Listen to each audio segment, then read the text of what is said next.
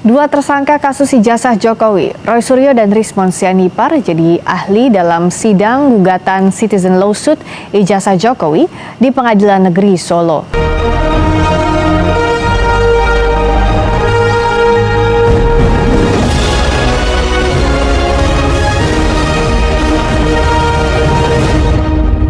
Halo pemirsa, kembali lagi bersama saya. Suasana panas menyelimuti ruang sidang Pengadilan Negeri Solo hari ini. Sidang gugatan dugaan ijazah palsu Presiden ke-7 Republik Indonesia, Joko Widodo, berubah menjadi arena adu argumentasi yang menegangkan ketika dua nama kontroversial dihadirkan sebagai saksi ahli, Roy Suryo dan Rismon Sianipar. Sejak pagi, ruang sidang sudah dipadati pengunjung dan awak media. Perhatian publik tertuju pada sidang dengan mekanisme citizen lawsuit ini, sebuah gugatan warga negara yang kini menyeret isu lama kembali ke permukaan. Namun yang membuat suasana semakin memanas adalah status kedua saksi ahli tersebut yang diketahui juga berstatus tersangka dalam perkara yang berkaitan dengan polemik ijazah presiden. Ketika majelis hakim membuka persidangan dan mempersilakan Roy Suryo memberikan keterangan, ketegangan langsung terasa. Kuasa hukum presiden, YB Irfan, secara terbuka menyampaikan keberatan atas kehadiran Roy dan Rismon sebagai saksi ahli. Keberatan itu didasarkan pada status hukum keduanya yang dinilai berpotensi memengaruhi objektivitas kesaksian. Namun keberatan tersebut tidak menghentikan jalannya persidangan. Roy Suryo tetap berdiri di hadapan majelis hakim dan mulai memaparkan temuannya. Dengan nada tegas, ia menjelaskan analisis yang telah dilakukannya terhadap dokumen yang dipermasalahkan. Ia menyebut bahwa bahan penelitian yang ia gunakan berasal dari unggahan seorang kader PSI, Dian Sandi.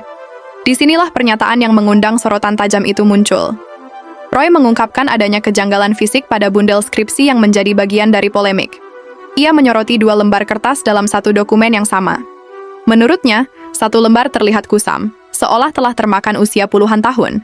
Namun lembar lainnya tampak jauh lebih baru, dengan karakter tinta yang, menurut Roy, diduga menggunakan teknologi inkjet. Roy menekankan, teknologi cetak inkjet seperti itu, menurutnya, belum eksis pada tahun 1985 tahun yang tertera dalam dokumen tersebut. Pernyataan itu langsung membuat suasana ruang sidang semakin hening.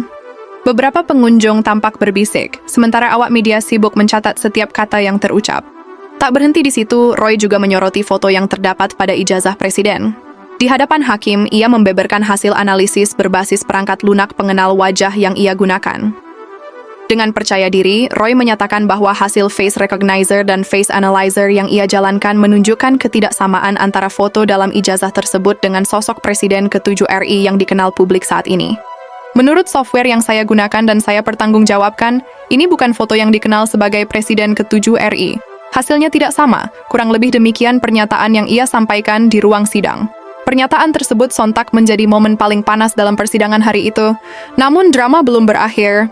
Ketika kuasa hukum presiden mendapat kesempatan untuk mengajukan pertanyaan, situasi kembali memanas. Roy Suryo secara tegas menolak menjawab pertanyaan dari pihak tergugat. Penolakan itu terjadi di dalam ruang sidang terbuka, disaksikan langsung oleh majelis hakim, para pihak, dan publik. Sikap tersebut memicu perdebatan singkat. Kuasa hukum presiden menilai bahwa sebagai saksi ahli, Roy seharusnya bersedia menjawab pertanyaan untuk menguji validitas dan objektivitas analisisnya. Namun Roy tetap pada pendiriannya.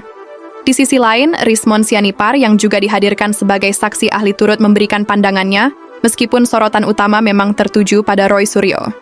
Status keduanya sebagai tersangka dalam perkara yang berkaitan dengan polemik ijazah presiden menjadi latar yang tak terpisahkan dari dinamika sidang hari ini.